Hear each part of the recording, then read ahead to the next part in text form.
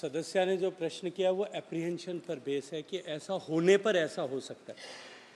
किसी भी तरह के gas excavation, gas exploration, petroleum exploration या इसके अन्यथा भी सरकार इस तरह का कोई भी इनिशिएटिव लेती है तो वो सुरक्षा के पर्याप्त प्रबंध और मानक खड़े करके उसके बाद ही लेती है। चाहे ऑफशोर ड्रिलिंग का विषय हो, ऑनशोर ड्रिलिंग का विषय हो, ऑफशोर या ऑनशोर में एक्सप्लोरेशन का विषय हो, सभी जगह इस तरह की चुनौतियां और संभावनाएं जो इनकी संभावना माननीय सदस्य ने व्यक्त की है वो बनी रहती हैं। Also 9 ministers, Shri Dharmendra Pradhan, Shri Narayan Rane, Shri Ashwini Vaishnav, Dr. Mansukh Mandaviya, Shri Bhupendra Yadav, Shri Purushottam Rupala, Shri Rajiv Chandrasekhar, Shri V. Muralidharan, Dr. L. Murugan, and all of them have served this country with distinction by steering their respective ministries to greater heights. May I also place on record my appreciation to members of the panel of the vice chairpersons whose contributions from this very chair has richly enhanced the quality of debates that the House has witnessed. Honorable members, the retirement of our esteemed colleagues will undoubtedly leave a void. However, it is often said that every beginning has an end and every end has new beginning. I am confident that these members will continue to be actively engaged in public life, serving our nation in various capacities as one never retires from public service. The wealth of parliamentary experience they have garnered during their tenure here will undoubtedly prove an invaluable asset as they embark on new endeavors.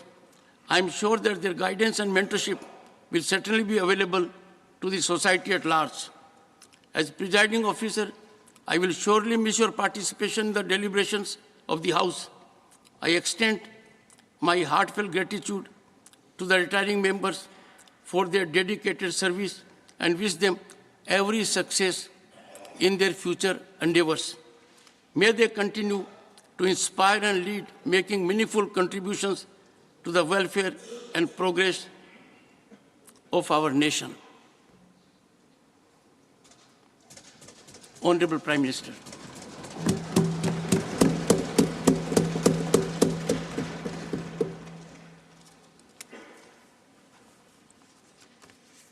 आदरणीय सभापति जी,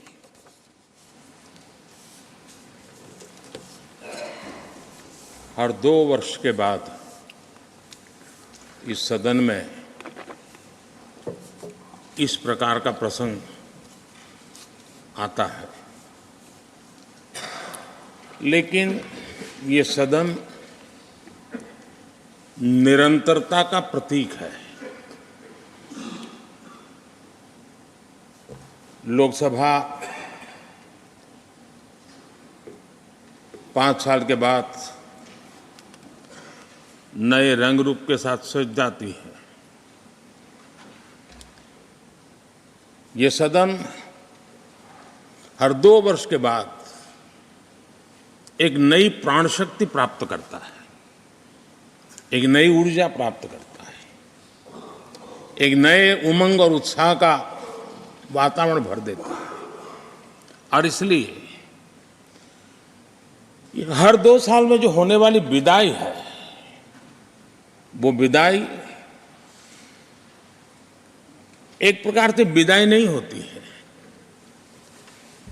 वो ऐसी स्मृतियों को यहाँ छोड़ करके जाते हैं जो स्मृतियां आने वाली जो नई बैच होती है उनके लिए ये अनमोल विरासत होती है, जिस विरासत को वो यहाँ अपने कार्यकाल के दरमियान और अधिक मूल्यवान बनाने का प्रयास करते हैं।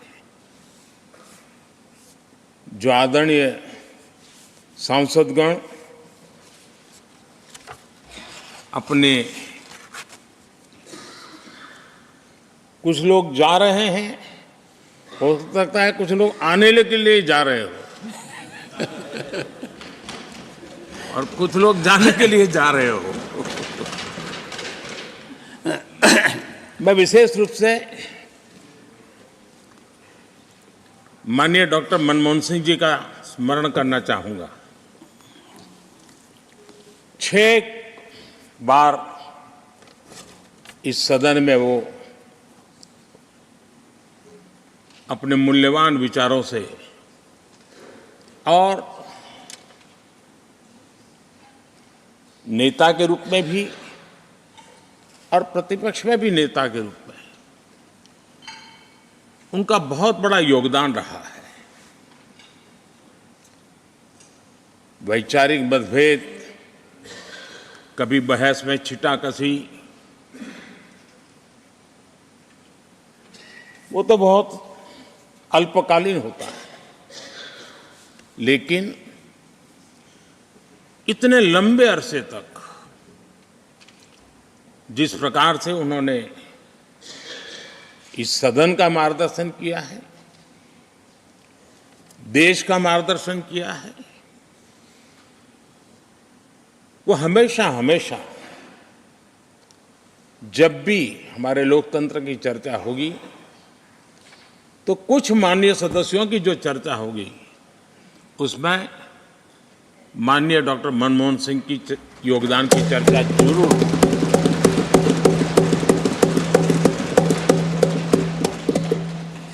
और मैं सभी सांसदों से, चाहे इस सदन में हो या उस सदन में हो, जो आज है वो शायद भविष्य में आने वाले हो, मैं उनसे जरूर कहूंगा कि ये जो माननीय सांसद होते हैं, किसी भी दल के क्यों न हो, लेकिन जिस प्रकार से उन्होंने अपने जीवन को कंडक्ट किया होता है,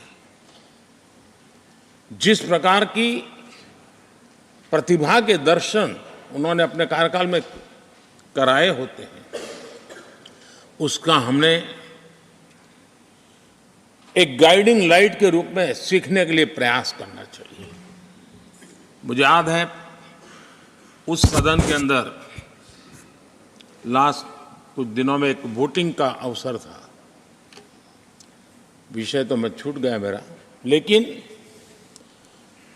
पता था कि विजय ट्रेजरी बैंक की होने वाली है। अंतर भी बहुत था, लेकिन doctor Manmohan Singh ji wheel chair में आए, वोट किया। एक सांसद अपने दायित्व के लिए कितना सजग है उसका वो उदाहरण, वो प्रेरक उदाहरण था। इतना ही नहीं, मैं देख रहा था कभी कमेटी के चुनाव हुए, कमेटी मेंबर्स के, वो व्हील चेयर में वोट देने आए। सवाल ये नहीं है कि वो किसको ताकत देने के लिए आए थे, मैं मानता हूं वो लोकतंत्र को ताकत देने आए थे।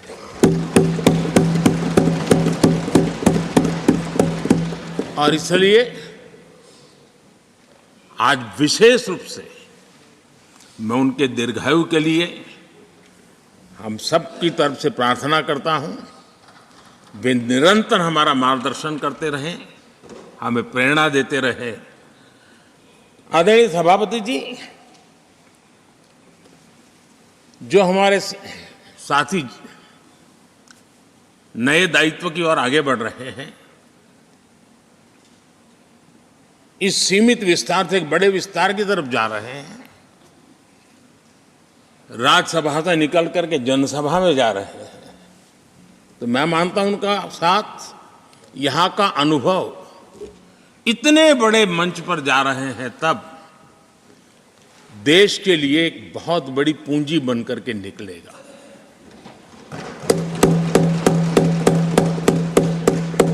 किसी यूनिवर्सिटी में भी 3-4 साल के बाद एक नया व्यक्तित्व बाहर निकलता है। ये तो 6 साल की विविधताओं से भरी हुई है, अनुभव से घड़ी हुई एक ऐसी यूनिवर्सिटी है जहां 6 साल रहने के बाद कोई भी व्यक्ति ऐसा निखर करके निकलता है, ऐसा तेजस्वी बन करके जाता है, वो जहां भी रहता है, जिस भूमिका से रहता है, वो अवश्य हमारे कार्य को अधिक ताकतवर बनाएगा, राष्ट्र के काम को गति देने का सामर्थ्य देगा। ये जो माननीय सांसद जा रहे हैं, एक प्रकार से वो वैसे ग्रुप है जिनको दोनों सदन में रहने का पुराने वाले संसद के भवन में भी और नए वाले संसद के भवन में भी उनको रहने का अवसर मिला। ये साथी जा रहे हैं वो आज़ादी के 75 वर्ष अमृत काल का उसके नेतृत्व का साक्षी बनकर के जा रहे हैं। और ये साथी जो जा रहे हैं हमारे संविधान के 75 साल उसकी भी शोभा बढ़ाते हुए आज हम सबके के साथ जा रहे हैं। तो अनेक स्मृतियां लेकर के जा रहे हैं। हम वो दिन भूल नहीं सकते कि कोविड के कठिन कालखंड में हम सब ने परिस्थितियों को समझा, परिस्थितियों के अनुकूल अपने आप को गढ़ा।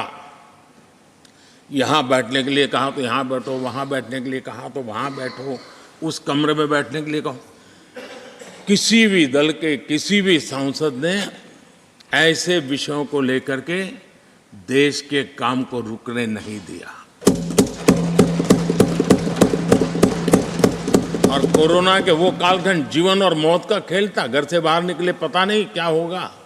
उसके बाद भी माननीय सांसदों ने सदन में आकर के देश की जिम्मेवारियों को निभाया, देश को आगे बढ़ाया।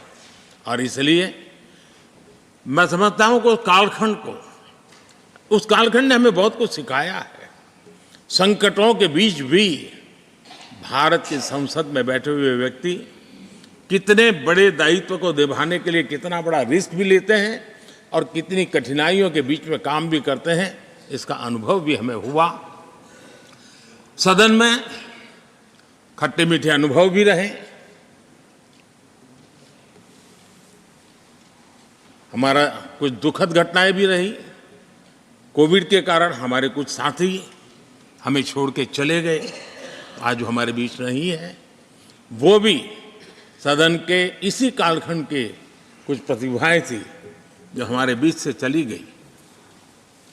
वो एक दुखद घटना को हमने स्वीकार करते हुए भी हम आगे बढ़ते रहे। और भी ऐसी कुछ घटनाएं हुई। कभी कभी फैशन परेड का भी हमने दृश्य देखा। काले कपड़ों में सदन को फैशन शो का भी लाभ मिला।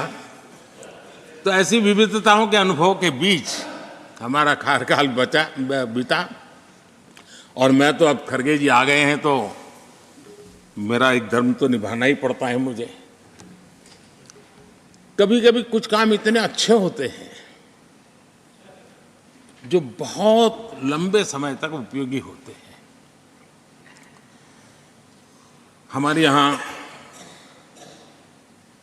कोई बच्चा कुछ अच्छी चीज कर लेता है, कोई बच्चा अच्छे कपड़े वपड़े पहन करके अवसर के लिए तैयार होता है तो परिवार में एक आध स्वजन आ जाता, अरे किसी की नज़र लग जाएगी, उसको काला टीका कर दो। तो ऐसे काला टीका कर देते हैं। आज देश पिछले 10 साल में समृद्धि के नए नए शिखर सर कर रहा है।